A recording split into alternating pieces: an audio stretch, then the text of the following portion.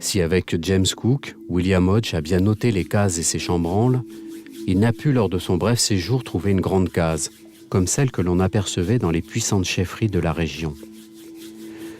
Le grand chef de la région de Balad résidait à cette époque dans la vallée du Dyaot. Sur cette photo d'Alan Newgall, une grande case se construit, probablement dans la région de Yengen. La réalisation et plus encore l'architecture d'une grande case est le reflet de l'organisation de la société traditionnelle.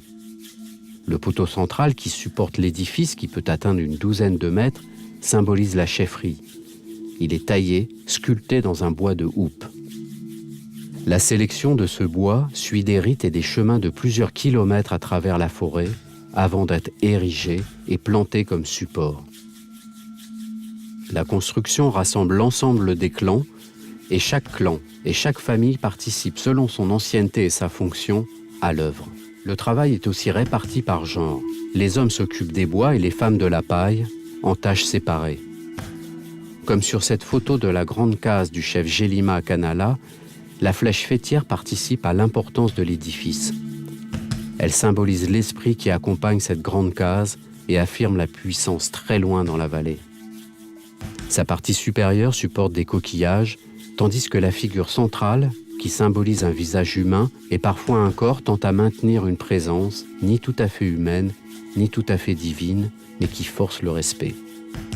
Dans cette photo, prise à Monéo, si la grande case du chef est modeste dans sa dimension, elle en possède tous les attributs, et l'on découvre les autres gardiens et protecteurs sculptés sur les poteaux. À l'extérieur, sur les chambranles qui occupent une large place à l'entrée, ainsi que sur les perches qui entourent la case, chacun des gardiens a une fonction précise dans le maintien de ce monde qui sans eux ne pourrait exister. Chaque famille possède ses gardiens et ses magies qui peuvent être appelés en aide par les autres membres du clan. Un autel derrière la case ainsi que les plantes qui entourent la case servent aussi à maintenir et à consacrer ses ancêtres et ses esprits dans leurs fonctions protectrices. Chaque manquement peut être sévèrement puni. La grande case réservée aux hommes est une sorte de temple habité où vivre avec les esprits au quotidien est une façon de se protéger. C'est aussi une façon de se rappeler que l'interdépendance est la clé de l'équilibre social.